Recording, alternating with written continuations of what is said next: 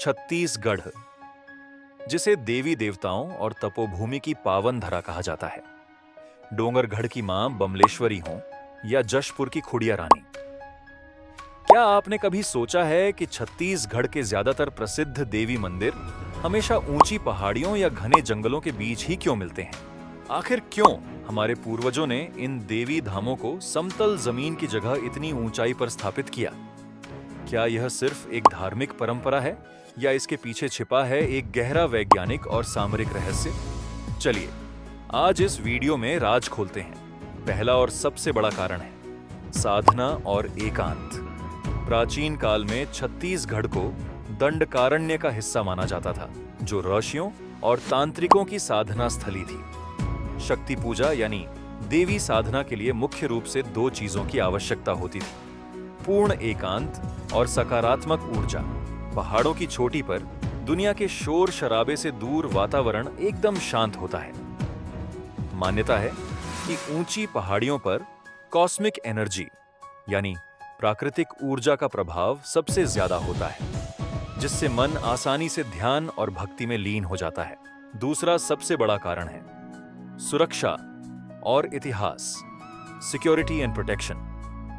छत्तीसगढ़ का इतिहास राजा महाराजाओं और क्षेत्रीय कबीलों से भरा रहा है।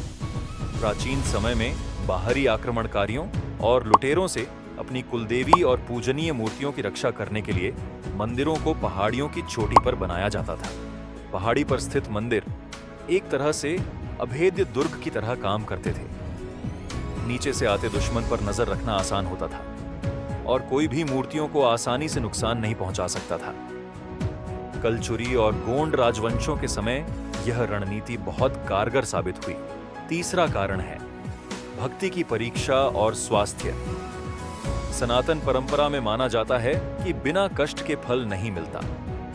जब एक भक्त सैकड़ों सीढ़ियां चढ़कर अपनी शारीरिक थकान को पार करके देवी के दर्शन करता है, तो उसका अहंकार समाप्त हो जाता है और समर्पण भाव पैदा होता है। और अगर वैज्ञानिक दृष्टिकोण से देखें तो घने जंगलों और जड़ी बूटियों से होकर पहाड़ी पर चढ़ना हमारे शरीर और फेफड़ों के लिए एक बेहतरीन प्राकृतिक व्यायाम भी है।